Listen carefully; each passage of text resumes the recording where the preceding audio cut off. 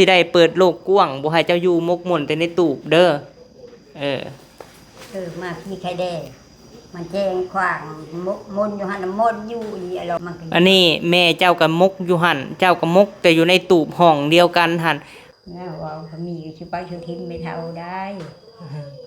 ก็ได้จักไผแหละแม่เฒ่าเอ้ยเบิ่งกันไปแหละซำเบิ่งได้แหละป้าชื่อทิมไม่เท่าเปลี่ยนแปลงอีกเด้อพี่น้องเอ้ยเฮือนซานแม่บิ่งนี่อาจจะใส่หน้าต่างพี่น้องเอ้ยใส่ประตูเนาะประตูปองเยี่ยมหรือว่าประตูหน้าต่างนี่แหละ1 2แล้วก็ทั้งหน้าทั้งข้างนั่นทั้งข้างนี่พี่น้องเอ้ยมันแห้งแล้วพี่น้องเอ้ยกลางเว้นนี่แป้นลายเบิดให้ใส่แล้วก็ทั้งหน้าเนาะหน้านี้แต่ว่าด้านนี้บ่ฮู้ว่าสิใส่หรือบ่พี่น้องเอ้ยหรือว่าปะไว้เลยบ่แต่ว่าทางไรข้างนี่ต้องใส่อยู่แล้วพี่น้องเพราะมันสาดมา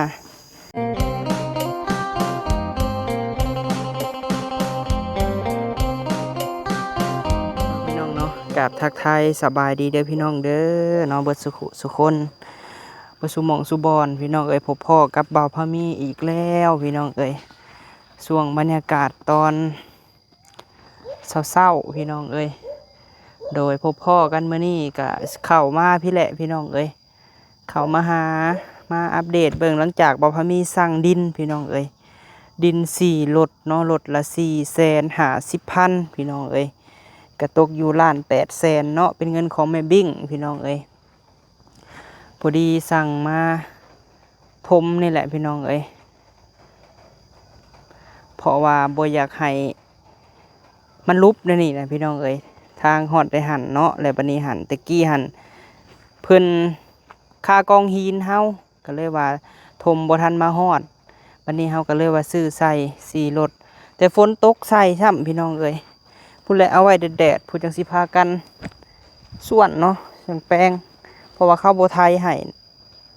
มันหน่อยแล้วเพิ่นบ่ไทยให้พี่น้องเอ้ยเอาถือว่าสิมาถามเบาโก้นำพี่น้องเป็นจังไดเมื่อคืนนี่ฝนตกอันนี้หันจงไว้พี่น้องจงไว้บอนปลูกต้นไม้หน่อยนึงมี2 คุมอยู่หันแน่เนาะ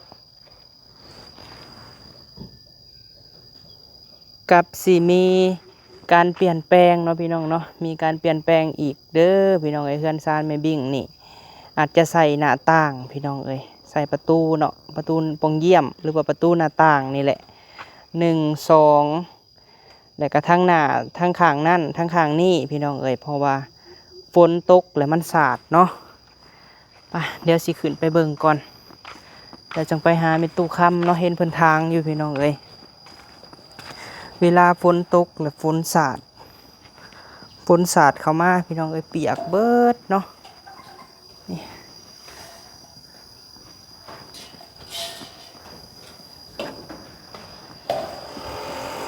มันแห้งแล้วพี่น้องกลางเว้นนี่แป้นลายเบิด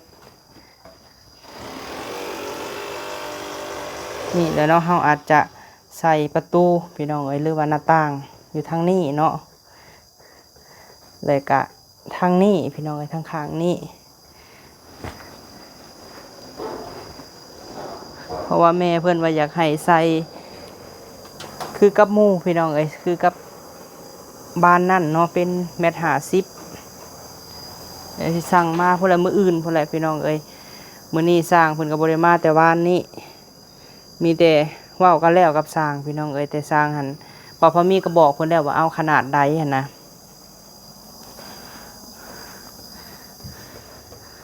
นี่แล้วเนาะในคันใส่ก็ถ้าครั้งนี้พี่น้องแม่เพิ่นว่าให้ใส่แล้วก็ทั้งหน้าเนาะหน้านี้แต่ว่าด้านนี้บ่ฮู้ว่าสิใส่หรือบ่พี่น้องหรือว่าปะไว้เลยบ่แต่ว่าทางไรข้างนี่ต้องใส่อยู่แล้วพี่น้องเพราะมันสาดมาด้านนี้เนาะฝนสาดนะเฮาก็เปลี่ยนแปลงพี่น้องเปลี่ยนแปลงวิธีก่อนแต่ส่วนร้ายนี่ด้านหน้านี่บ่สาดเข่าพี่น้องด้านนี้เนาะบ่สาดเข่าสิเข่าแต่ทั้งข้างนั่นใส่ข้างนั่นในหันพี่น้องใส่อยู่นี่เนาะแต่ลมกับสร้างเพิ่นแล้วพี่น้องอาจสิมีการเปลี่ยนแปลงเนาะเล็กๆน้อยๆพี่น้อง สังเกตเบิ่งแป้นเนาะถ้าว่าหึงนี่มันสิผุพังพี่น้องเห็นบ่มันเริ่มอันนั้นแล้วพี่น้องเอ้ยมันเริ่มเด้งแล้วเบิดแล้วแป้นนี่ต้องแก้ไขแต่ต้นลมพี่น้องเอ้ย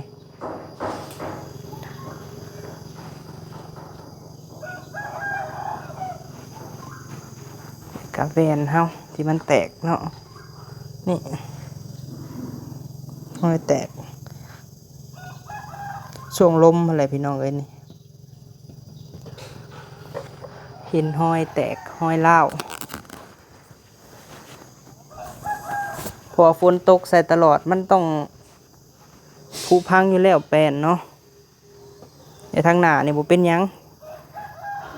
เดี๋ยวสิถามแม่เพิ่นใหม่อีกพี่น้องเอ้ยเพราะว่าฮู้แล้วดันข้างนี้เนาะแล้วก็ข้างนั่นแล้วก็ทางหน้านี่ยังแล้วแต่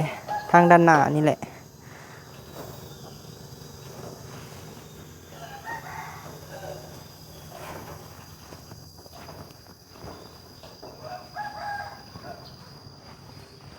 ใครแต่ว่าฟืนไฟเฮานี่เฮาใส่เป็นอันล่างคักแน่เลยพี่น้องเอ้ยใส่ท่อเนาะ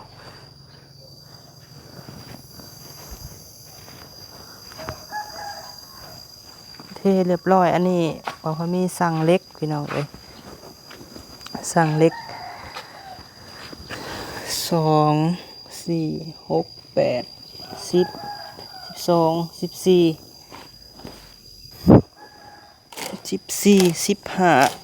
15เซนพี่น้องเอ้ยเล็กสั่งมาใหม่สั่งเล็กมา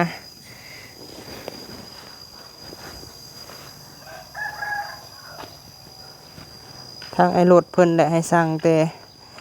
ก่อนพุ่น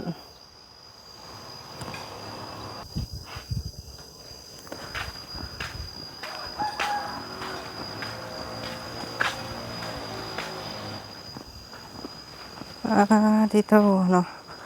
มีตู้นี่เฮ็ดหยังเด้เพิ่นมาพี่ได้มีตู้นี่พี่น้องเอ้ย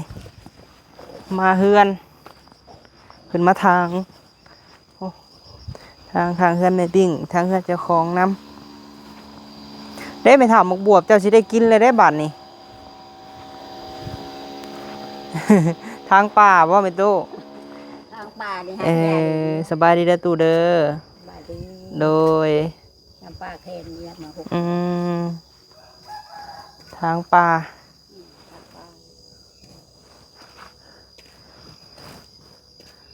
มุ่งให้แล้วแทงน้ำก็ไม่เท่าเอ้ย มีบอนอันนั้นแล้วบาดนี้สีแดดส่องกับแต่ข้างแต่ว่าทั้งเทิงค่ะบ่เป็นหยัง ยามมันได้ โดยยังเรืออยู่เนาะชังกะซีเจ้านี่ไปหาทางเข่าก่อนจะมาพันไม้บ่นี่ไม่เท่า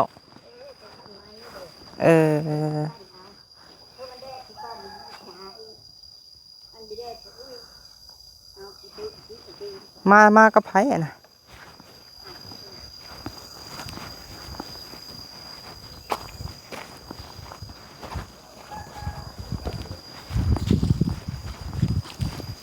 มะเขือกระพวงในลายแท่นนี่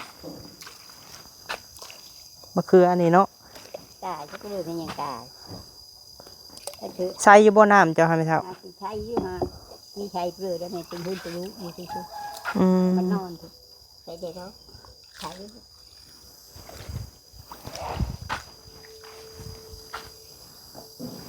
เราได้ยินแต่เสียงโทรทัศน์เนาะการ์ตูนเบิ่งหนังย่างมา นั่งมา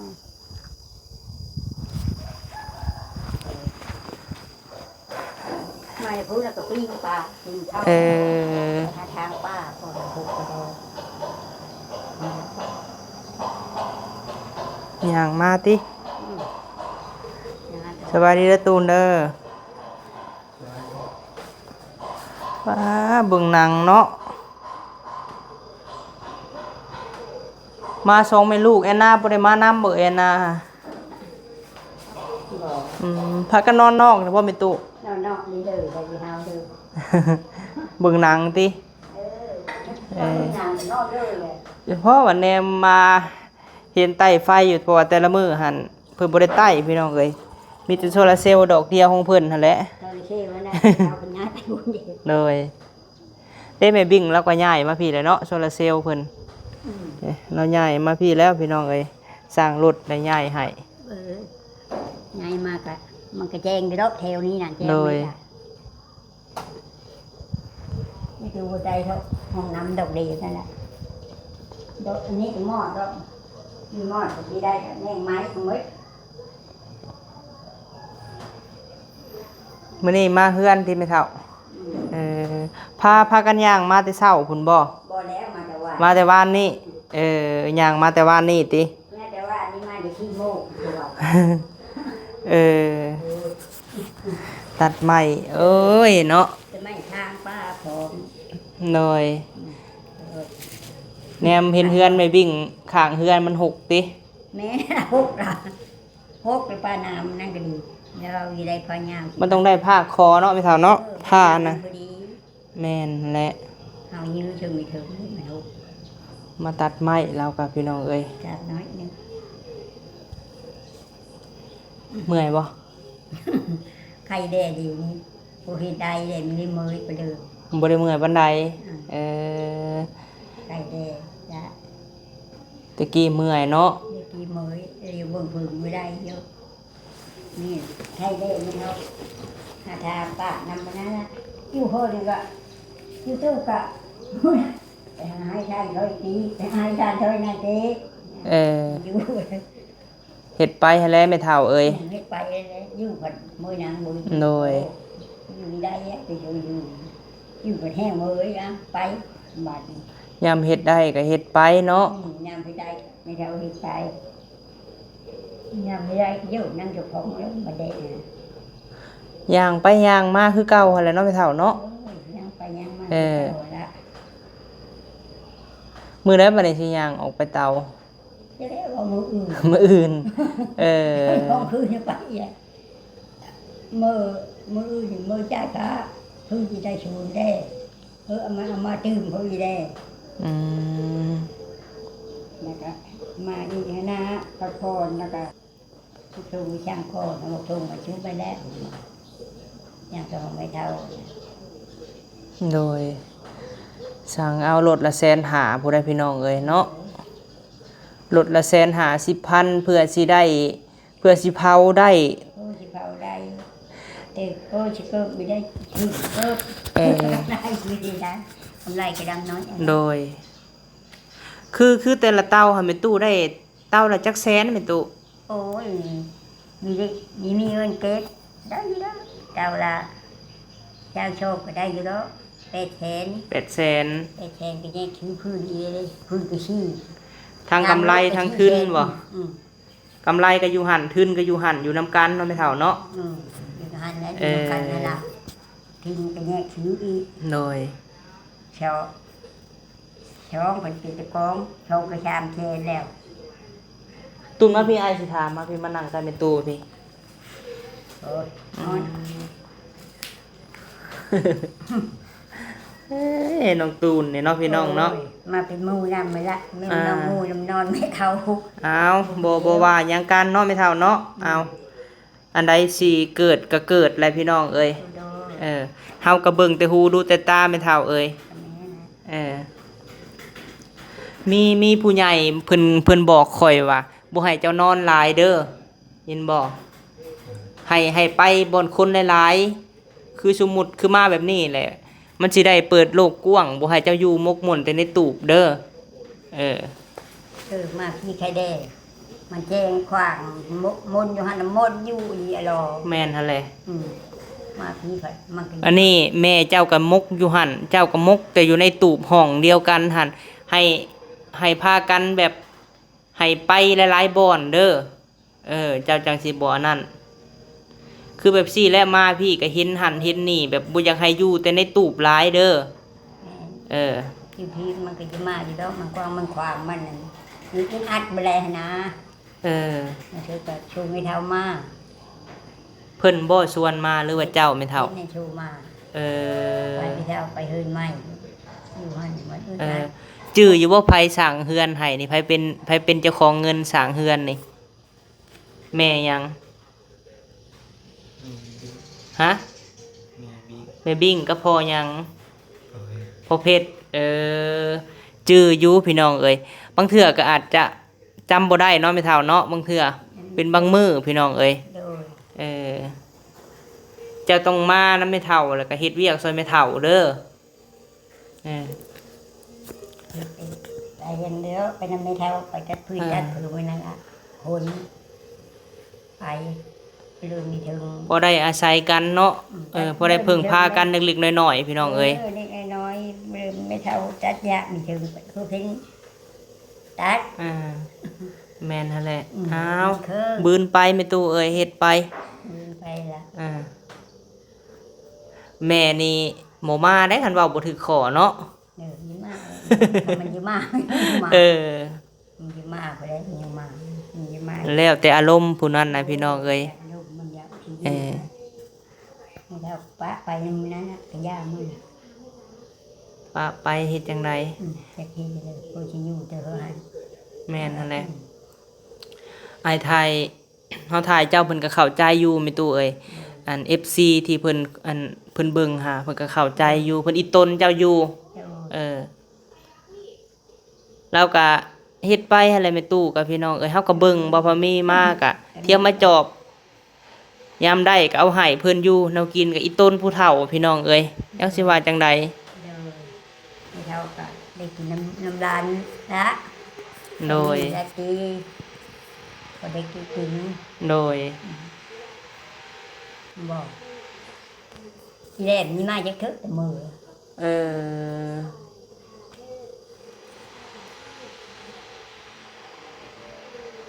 ยังหัวอยู่บ่เฮือนเจ้านี่ บอกได้ มันยาเลยเนาะ ยาได้ เออ คือนี่จะแห้งชำเลือนอนถึง นอนบ่คุบเมื่อยซ้ำบ่ หัวมืออยู่คือว่ามีแห้งไปเลย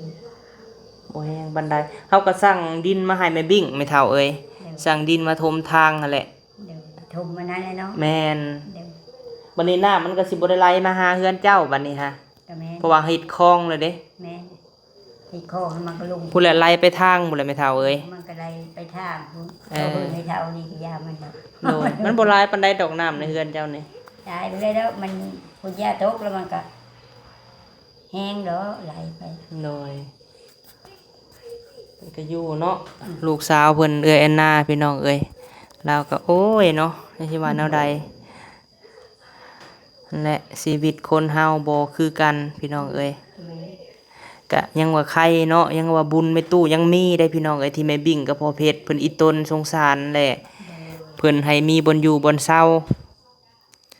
สั่นกะสิได้อยู่ดินเขาตลอดแหล้วเนาะแม่เฒ่าเนาะ เดี๋ยวกินเขาตลอดแล้วชุดอายุพุ่นละ สุดอายุ มี พุ่นแล้วว่า ทางไปแล้ว ยังมีทางไปแล้วน่าว่าเขามีอยู่ชื่อไปชื่อทิมไม่เท่าได้นี่ก็ได้ จักไผแหละแม่เฒ่าเอ้ยเบิ่งกันไปแหละซ้ำเบิ่งได้แหละ บ้านทิมไม่เท่าได้ เบิ่งกันอยู่ใกล้กันก็พอได้เอิ้นหากันพี่น้องเอ้ยจักเฮาเบิ่งเจ้าจักเจ้าสิเบิ่งเฮาเลยยังบ่ฮู้ ต่างคนต่างเบิ่งกันแม่เฒ่าเอ้ย เท่าเท่าละ เออ โดนไหม เฮ็ดจังไดบุกบืนไป เจ้ากับคันบ่หากับบ่ได้กินเฮากับบ่หากับบ่ได้กิน หาไปกิน โดย อยู่กัดอยู่ประจำผัดอยู่ได้ชื่ออยู่ได้กิน โดย นั้น แม่น อยู่ประจำอยู่แล้วประจ ถามว่าเราอยากอยู่เฮือนประจำอยู่บ่เนาะพี่น้องก็อยากอยู่หั่นแหละเนาะแม่สาวเนาะ ำดูที่อยู่แล้ว โด ประ ย จ แต่ว่าคือแนวอยู่แนวกินแหละพี่น้องข้าวน้ำซ้ำปลาแหละคือฮู้แหละแล้วก็ ำ เงินใช้พี่น้องเอ้ยคันสิเว้าก็คนเฮาแม่นอยู่ดอกเฒ่าก็ต้องกินได้พี่น้องเอ้ย แม่ แม่น เราก็ยังไม่อยากกิน แม่นอีแลนี่คือเห็นนี่แหละน้องหลานลูกกับพี่น้องเอ้ย ได้รู้กว่าแนวนี้ละ โดยเอาหาไปอะไรเป็นตู้เอ้ย ไปนี่ละ ได้เท่าไรก็เอาเนาะเก้าสอบ10สอบเผาทานพี่น้องเอ้ย ก็ชอบก็เอา โดย พอได้กินชื่อมือละ โดย ไปอันเก็บไม้ลงเลยเถอะแต่มือให้ทานแล้วที่ชองไปแต่ลงเลยว่าไม่เท่าไม่เพื่อนเท่าแล้วไปแม่มือนอนอยู่ เออ เอาชื่อไม่เท่านั่น ตะกี้เนาะตะกี้ยังซ้ำนั่นเนาะเออ ไม่เท่าอายุเท่าเลยละ80 ไปเลยนอนแล้วไม่เท่าก็เยอะอยู่ 80ก็ยากเนาะแม่เฒ่าเนาะ ไปที่ก็ไม่เท่ายังยะลูกหลานเด้พี่น้องไม่มีบ่โย่ลูกหลานสิมีแมวเต็มพื้นนั่นล่ะท้องเขาป้าเขาป้าแม่กับเขาก็มีพ่อ แม่นนั่นแหละ เขาป้าเขาว่า แม่น ไม่เท่าว่า ลูกอีกผู้หนึงน่ะบ่เห็นสนเลยบ่แม่เฒ่าเจ้านะ มันก็ไม่มาจังเลยหาโทรอยู่ได้โทรมาจอบอยู่ อ มันก็มีเงินนั่นละมีมา โดย เขาก็ให้เช้ากินคำเอามีก็มันยึดบอลมีให้มีหน้านะ บ่ว่าไผเนาะพี่น้องเอ้ย มีว่าไปละเขาก็อยู่ป่ะโทรแล้วโทรมาแอลทีนี้อยู่ใช่จะโทรมาให้เพื่อให้ขึ้นฮอดเจ้า ให้กินฮอด ยกขึ้นฮอดแล้วแม่คือมามีมาจะคือมายาว บ่ได้มาจักเทื่อบ่ ไม่มาคือลูกเป็น อยู่ บ้า ไสฮะแม่ตู้อยู่ไสฮะ บ้านอัน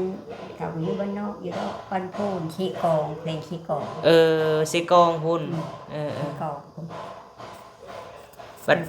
ผู้ที่เซาน้อยนี่ก็เราก็ยืนอยู่พี่น้องเอ้ยให้เราซ้ำเราให้ได้นั่นแหละเนาะบ่พอมีก็เห็นอยู่ดอก แช่เราให้ได้ละเลยเราได้อยู่ตลาดกะเราก็เอามายืมแต่คิดซะว่านั่งตลาดแหละพี่น้องมื้อละแสนให้คิดมื้อละแสน2แสนเนาะทั้งกำไรทั้งทุนอยู่หั่นน่ะนะ ไม่ถึงนะกะ แม่น ถึงชื่อ โดย แล้วก็ไม่ได้ไป แม่นนั่นแหละ บางงานเพิ่นมานอนชมคืนมานอนแล้วมีมานอนผัดแม่เมยผัดมานอนน้ำ แม่นนั่นแหละแม่นอยู่ดอกไก่หมู่ก็เฮือนไผเฮือนมันเนาะไม่เท่าเนาะไผก็ได้ ไก่อยู่ดอกหมู่กะเฮือนไปเฮือนมันเนาะ อันนี้บ่ฮู้ดอกน้องตูนไปตู้เมื่อยหรือบ่เมื่อย ไม่รู้เขาตีนมาจะแม่ตายอีจัง รู้ดอกเป็นอย่างนี้คือ มีแต่แม่ตู้เว้านำแล้วเว้าเนาะตูนลูกอยู่เขาอยู่ นั่นแหละดีกว่าอยู่ผู้เดียวไม่เท่าเอ้ย หรืออยู่ผู้เดียว ยังว่าใส่เอาน้ำเอาในให้ก็ยังฮู้จักอยู่เนาะ อยากอยู่มื้อนี้ก็พี่โชว์ไปซื้อน้ำก่อนได้นี่ฉันได้ไป กินน้ำเย็นติ อันอุ๊กหาพื้นก็ตัดมันมีได้เพเลยนี่แถวตาไม่เท่ามันมีหงไม่เท่าอย่างคือใครได้ไม่เท่าแบบนั้นตาก็เอาอยู่กับมันมีหูมันโม่นะ บ่ค่อยเห็นหุ่งบ่แม่เท่าเดี๋ยวนี้ฮะ เดี๋ยวนี้นะ แน่เนาะอายุซำนี้หลายๆคนพี่น้องหลายบ่อนหลายที่พี่น้องเอ้ยผู้เฒ่าผู้แก่บ่อนอื่นนี่พักแล้วเนาะแม่เฒ่าเนาะ แม่มีได้ คือไม่เท่ามันมีได้เขาพักนี่ แม่นเอาซะแม่เฒ่าเอ้ยสู้ต่อไปแล้วเฮาก็มาเยี่ยมเบิ่งเจ้าบางเทื่อบ่พอมีหยังก็ให้เพิ่นอยู่ดอกพี่น้องเอ้ยแต่เฮาบางเทื่อเฮาก็บ่ได้ถ่ายเนาะอีตนเบิ่งกันไปนั่นแหละไปเมื่อก่อนแม่เฒ่าเอ้ยโดยไปตัดพื้นต่อบ่นี่ฮะ พักเพื่อเขาทุกคนเขาลงคือว่าเป๊ะอยู่อันเยิงมันพกขนาด ระวังก็คืองูแหละแม่เฒ่าเอ้ยงูขี้เข็บแมงงอดนั่นแหละ จานกินงอน ทานเลย แมงมุมงูกับพันผ้าพันยางกับเบิ่งแน่แม่เฒ่าเอ้ยไม้ดีดหูดีดตาหั่นแหละเบิ่งหั่นแหละ ว่าสิเบิ่งคัก มาตัดปลาไม้คดอนี่ทั้งแค่ อายุหลายแล้วบัดบ่คือเด็กน้อยได้แม่เฒ่าเอ้ยคันว่าล่มนี่ก็นานเศร้า แม่แม่ มีแต่บาดแต่แป้วได้พี่น้องเอ้ยเราก็ได้โอ้ยนี่เนี่ยน้ำก็เลิศที่ได้อันนี้กูไหว้ไป ไปเอาสู้ๆเด้อจังไดก็เด้อตุนเด้อเบิ่งแม่เฒ่าเด้อบ่ให้หายเราได้เด้อมีแต่แพงเอาแม่ตู้หั่นคือข่อยบอกหั่นแหละบ่ให้มุกมุ่นแต่อยู่ในห้องเด้อ หายเจ็บไม่หายด ออกมานั่งให้มาออกมานั่งอยู่นอกให้เว้านำแม่เฒ่าเว้านำคนหลายๆเด้อเห็นบ่ช่วงใดช่วงหนึ่งหั่นเจ้าโอ้ยเจ้าดีขึ้นหลายแล้วช่วงนั้นนะเนาะแม่เฒ่า เดี๋ยว ดีขึ้นหลายแล้ว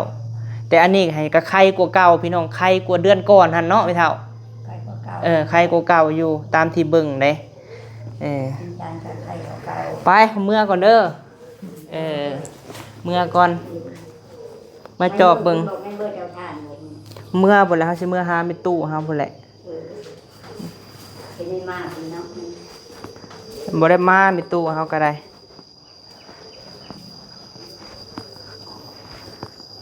ไปพี่น้องเอ้ยเข้ามาเยี่ยมเบิ่งไม่เฒ่านี่แหละเนาะเรามาตัดไม้มาทางป่าเมื่อก่อนพี่น้องเอ้ยสั่งดินมาเมื่อก่อนหั่นพุ่นแหละบาวโก้พักเวียกพุ่นแหละพี่น้องเอ้ยจังสิพากันอันนั้น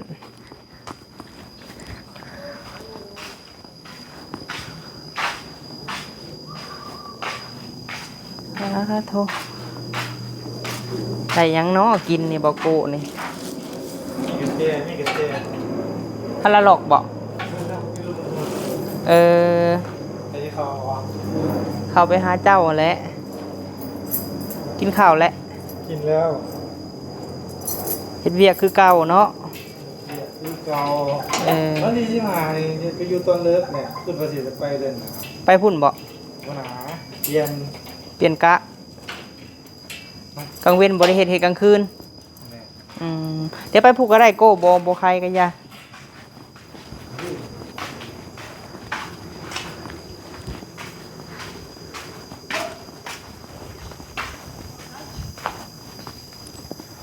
เฮ็ดเวียกบ่ทำโก้ คือเกาสบายดี โดยนี่แหละเวียกเพิ่นนี่ต้องใช้สายตาอย่างเดียวเนาะเวียกคอยนี่ต้องใช้คำเว้าเป็นหลัก มีแต่พิมพ์อย่างเดียว พิมพ์ สายตา พิมพ์กับสายตาสบายแนวหนึ่งพี่น้องแบบเล่าโบมักเห็ดอยู่ในห้องแอร์เนาะแบบเอาแบบธรรมชาติโลดจะได้เงินเดือนหนึ่งแล้ววะ ได้แล้ว ได้แล้วได้พี่น้องเอ้ย ได้แล้ว เห็ดเวียกผู้เดียวแบบบ่มีหัวหน้านะพี่น้องเอ้ยผู้เดียวเนาะมึงเถื่อก็ล่มนอนอยู่หันบ่นะนี่พอกันเนาะ อ้าวพี่น้องเอ้ยคือเพิ่นว่าแหละน่ากินไผมันเนาะไปโกเอ้ยสั่งดินมา4รถสั่งบ่ได้มาเนาะมื้อนี้ก็เนาะวานนี้ก็บ่ได้มา 2 มื้อบ่ได้มา 2 มื้อฝนตกพุ่นแหละเอาไว้แดดๆพุ่นแหละจังสิสะดินก็ได้ไปก่อนเด้อ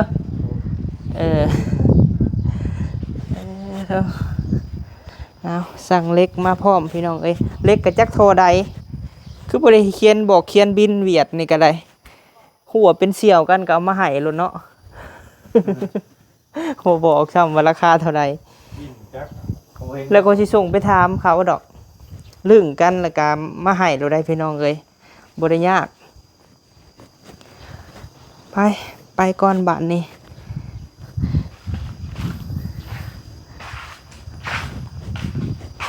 ถมมันลุบอยู่นี่พี่น้องเอ้ยจังได๋ก็ขอบคุณหลายๆเด้อเนาะมีการเปลี่ยนแปลงพี่น้องเอ้ยอีกบ่ดนเนาะก็สิได้เห็นนี่แหละมันสาดข่าวอยู่นี่เปลี่ยนแปลงไปพี่น้องเอ้ยเราต้องแก้ไขก่อนแป้นจะผุพังก่อนเนาะโดยไปสำหรับคลิปนี้ไปเด้อพี่น้องเด้อเนาะโดยกล่าวคำว่าสบายดีพี่น้อง